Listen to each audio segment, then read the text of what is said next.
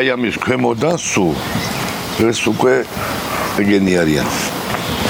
დიდრების დასახლება? აქეთ არაბინ არის, აქეთ ადგილობრივი მაცხოვრებლები არიან.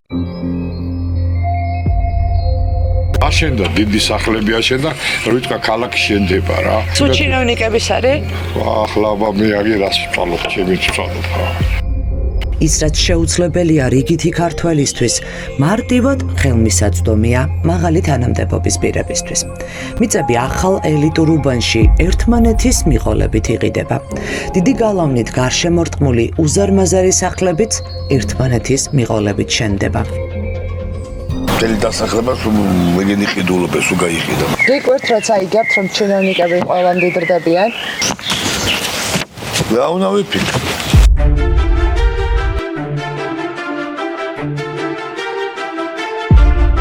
მე-20 საუკუნის ნეოკლასიკური არქიტექტურის გავლენით აშენებული ამ თეთრი სახლის ბინადარიც ჩინოვნიკია. თქვენ იცით ეს გენადი რა წარმოადგენს თუ რა? დიახ, მინისტრის მოადგილე რომ არის, ამიტომაც გვაქვს კითხვები. ბარათაშვილის ქუჩის 8 ნომერში მდიდრული ვილა, დიდი ვიტრაჟებით და ტერასებით ეკონომიკის მინისტრის მოადგილეს გენადი არველაძეს ეკუთვნის. დიღომში 600 კვადრატულ მეტრ მიწაზე 13 მეტრის სიმაღლის სახლის მშენებლობა გასულ წელს დასრულდა. ახალმოსახლეობა ქართული ოცნების მაღალჩინოსანმა ცოტა ხნის წინ იზეიმა. ყველასა კაცო, ყველასა არა აქ ვის არა? არა, მე არ მაქვს ხალბტონაზე. შეიძლება შენ არა აქვს, მაგრამ ძალიან ბევრს აქვს უბრალო იმათთან იმას. მარგალიტისფერ ტრავანტინთან შეხამებული დიდი შავი ალუმინის ვიტრაჟები და შავი ლითონის კოლონადები. ამ სახლის მშენებლობის დროს როგორც ჩანს არქიტექტორმა ექსტერიერის დიზაინის ბოლო ტენდენციები გაითვალისწინა, სადაც აქცენტი ბუნებრივ მასალაზე კეთდება. ეკონომიკის მინისტრის მოადგილის რეზიდენცია 2 მიწისზედა და 1 მიწისქვეშა სართულისგან შედგება. პირველ სართულზე მინისტრის მოადგილისთვის განკუთვნილი კაბინეტი, ჰოლი, ბავშვთა ოთახი, სამზარეულო და სასადილო ოთახია. საერთო ოთახიდან ჯერ დახურულ ტერასაზე ხვდები. დახურული ტერასა კი ღია ტერასას უერთდება. იქვე საზაფხულო ფანჩატურია. მეორე სართულზე 2 საძინებელი, საგარდერობე ოთახი, ბიბლიოთეკა და საბილიარდოა განთავსებული, საიდანაც ასევე ტერასაზე გადიხარ. მინისტრის მოადგილის სიდედრი გვეუბნება, რომ ასეთი მასშტაბური მშენებლობა გენადი არველაძემ პენსიონერი მშობლების დახმარებით შეძლო. საკმაოდ ძვირადღირებული სახლია, უზარმაზარი სახლა. რა უზარმაზარი არის, მე რამდენი სესხი და ეს არ თუ გამოტანილი ეცი და. ამ სესხს ხო გადახდა, უნდა ორივე საჯარო მოხელეა, ორივეს არც ისე მაღალი. დაეხმარნენ, კაცო მარტო ის ხარ არის. ამით რას გააკეთებინა? მშობლები? მისი პენსიონერი დედა და მამა და პენსიონერები არ იყვნენ, მაშინ სახლები რო უყიდეს, შვილებს გაყიდეს. 24 ხა არა იშენეს ეს კაცა? მე ხო გაყიდეს ის სახლი ხონდა მშობლებმა რო უყიდეს, სტუდენტები რო იყვნენ შვილები კაცო. ის ვის არა აქ ეგეთი შევისა კაცო, ყველა ეხმარება შვილებს ხო. დოკუმენტების შესწავლის შედეგად ვარკვევთ, რომ მშენებლობის პროცესში სამშენებლო პროექტი რამდენჯერმე შეცვალეს. გაზარდეს საცხოვრებელი ფართის მოცულობა. პირველ სართულზე აშენებულ დახურულ ავტოსადგომს თავზე კიდევ 1 ოთახი დააშენეს. დიდი ვიტრაჟებით გაფორმებული დახურული სივრცეა აშენებული სახლის სახურავზეც. სავარაუდოდ აქ ჩინოვნიკისთვის სპორტულ დარბაზს აწყობენ. შენობის ფასადი ტრავენტინის ქვით მოაპირკეთეს. მეტი სინათლისთვის, როგორც პირველ, ასევე მეორე სართულზე დიდი შუშის ვიტრაჟები ჩასვეს. 2 მეტრის სიმაღლის გალავანს, რომელიც ასევე მარგალიტისფერი ტრავენტინის ქვით არის მოპირკეთებული, ლითონის მოაჯირები აკრავს. მედიასთან ურთიერთობის სამსახურთან დაკავშირებით და იქნებ გაგცეთ პასუხები. ჩვენ მქონებასთან დაკავშირებით ყველაფერი მოცემული არის დეკლარაციაში. რა დაგიჯდათ? აი ეს ოლიგარქიული საცხოვრებელი სახლი. ოლიგარქიული საცხოვრებელი არა, ის საცხოვრებელი, რომელიც ავაშენე ჩემი ნაშრომი. ოფიციალური მონაცემებით, მდიდრული სახლი ეკონომიკის მინისტრის მოადგილეს 9 მილიონ ლარზე მეტი დაუჯდა. ქონებრივ დეკლარაციაში გენადი არველაძე წერს, რომ $47,000 სახლის ასაშენებლად ნაყიდ 600 კვადრატულ მეტრ მიწაში გადაიხადეს. $400,000 მდიდრული სახლის მშენებლობაში, $52,000 რემონტში დახარჯა. $14,792 კი არველაძემ მხოლოდ დიზაინერს გადაუხადა. შინავნიკის მტკიცებით, ფულის სესხად ბანკიდან გამოიტანა და კოჯორსა და დუშეთში არსებული ქონება გაყიდა. საჯარო მოხელე ხართ, საჯარო მოხელე ცოლი ხართ. არის რამდენი დაგიჯდათ? შესაბამისად, თქვენი შემოსავალი იმდენად ბევრი არ არის, რომ ამ ხელა საცხოვრებელი მე მუშაობ სახლის საჯარო სამსახურში 13 წელზე მეტია. 13 წელზე მეტია, აქედან 10 წელია ministris მოადგილეობა. დიახ. და რა შვებოდით? მე 6000 გავშვებოდი და მუშაობდი, საიდანაც ვიღებდი ხელფას. ასევე მაქვს სესხი აღებული, მქონდა უძრავი ქონება, რომელიც გავასხვისე და შესაბამისად ავაშენე სახლი. ნაწილ-ნაწილ მუშაობ.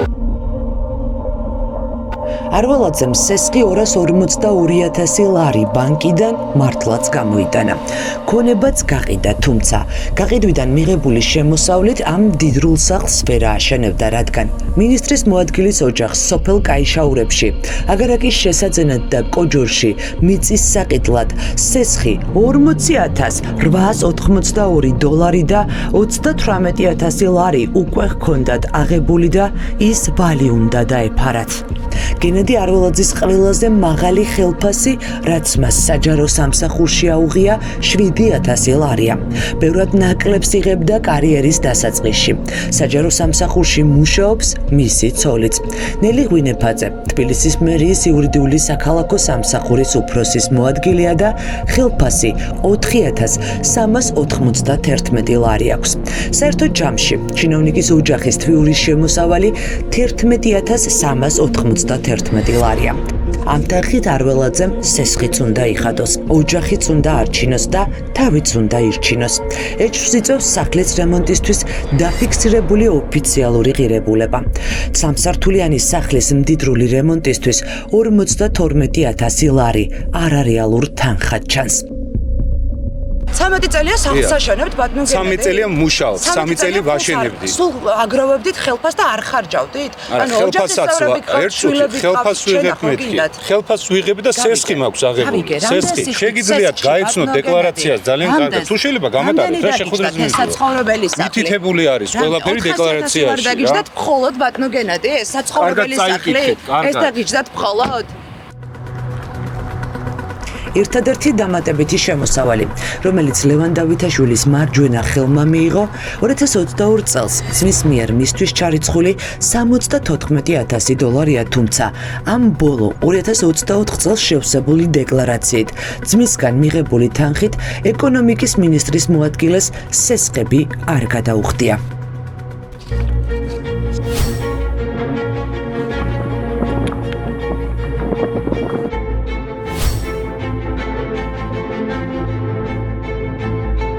წვნეთი, მიხეილ ჯავახიშვილის ქუჩა, ორსართულიანი სახლი დიდი გალავნით, ხედით თბილისზე, ეკონომიკის მინისტრის კიდევ ერთ მოადგილეს, ირაკლი ნადარეიშვილს ეკუთვნის. ნუშის ბაღებში 618 კვადრატულ მეტრ მიწაზე ორსართულიანი სახლის მშენებლობა უკვე დასრულებულია. დარჩენილია მხოლოდ რემონტი. პირველ სართულზე საერთო ოთახი, კაბინეტი, სამზარეულო და სასადილო ოთახი განთავსდება. როგორც ჩანს, ნადარეიშვილს დიდი და ნათელი ოთახები სურდა, ამიტომ ორივე სართულზე ველსებიანი დიდი ვიტრაჟები დაამონტაჟეს. მეორე სართულზე 4 საძინებელია და დამხმარე სათავსოები. შენობას, რომლის ფასადიც ქართული აგურით და ტრამენტინით მოაპირკეთეს, გარს დიდი აივნები აკრავს, საიდანაც თბილისი ხელის გულივით ჩანს. 2021 წლიდან ვაშენებთ, ხო ნახეთ ეს? თუ მარტო წლევანდელი ნახეთ. ეს არის მარტო 1 წლის. 2021 წლიდან დამოიღოთ 5 წლის დეკლარაციები.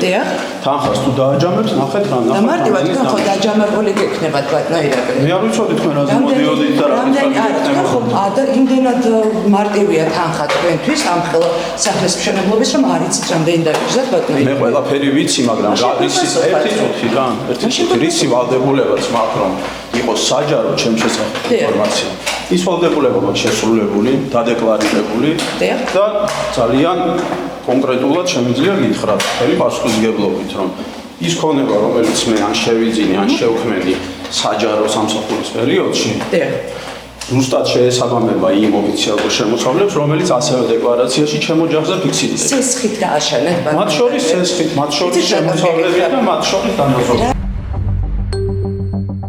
ეს სახლი ხედით თბილისზე ნუშის ბაღების დასახლებაში ირაკლი ნადარეიშვილს ოფიციალური მონაცემებით 9 მილიონი ლარი დაუჯდა. ჩინოვნიკის მიერ თანამდებობაზე დანიშვნისას შევსებული დეკლარაციის მიხედვით, ეკონომიკის მინისტრის მოადგილეს 194,000 ლარის ოდენობის იპოთეკური სესხი ჰქონდა აღებული. ამავდროულად დანაზოგის სახით საბანკო ანგარიშზე 17,000 ლარს ინახავდა. ამ პერიოდისთვის მისი ხელფასი დაახლოებით 7,000 ლარი იყო. მისი მეუღლე კი ხელფასის სახით 8,322 ლარს იღებდა. 2021 წელს შევსებულ დეკლარაციაში ქართული ოცნების ჩინოვნიკი წერს, რომ მისი მეუღლის ანგარიშზე 19,000 დოლარი ჩაირიცხა, რითაც სესხის ნაწილი დაიფარა. ვინდა რატომ ჩაურიცხა ეკონომიკის მინისტრის მეუღლეს თანხა, დეკლარაციაში არ წერია. აი ამ სახლის აშენებას საჯარო სამსახურის ხელფასით შესაძლებელია ოჯახის შემოსავლები. რამდენია დაჯამებულად თქვენი ოჯახის შემოსავლები? ორი რიცხვია ზუსტად. სკოლის გადასახადებსაც იხდით, შვილებისას დეკლარირებულია ორი რიცხვი, ერთმანეთს დაუმატეთ. ორი რიცხვს მე დავუმატებ, ბატონო ირაკლი, თქვენ რატომ ერიდებით ციფრის თქმას?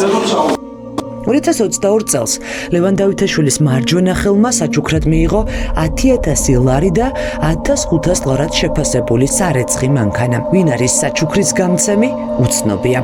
ფულის ჩუქების სერია 2022 წლის ბოლომდე გაგრძელდა. ეკონომიკის მინისტრის მოადგილე ქონებრივ დეკლარაციაში წერს, რომ მას ფულს ძმა ურიცხავდა. რატომ ჩაურიცხა 20,000 ლარამდე თანხა? ეს საერთო ბიზნესის ფული ვერ იქნებოდა, რადგან კომპანიები, რომლებსაც ნადარეიშვილი ძმასთან ერთად ფლობს, გაჩერებული და უშემოსავლოა. მაინტერესებს რა თანხებს გაძლევდნენ საჩუქრად, ბატონო ირაკლი? იცით რატომ მაინტერესებს? კომპანიები, რომელიც თქვენზეა რეგისტრირებული, ნოლი გაქვთ, გიწერიათ შემოსავალი და ვინ ჩუქრით და რას ჩუქრით? რა თანხებს ხარჯავთ საჯარო მოხელე? მასწავლეთ როგორ აშენებთ ამ ხელასახს.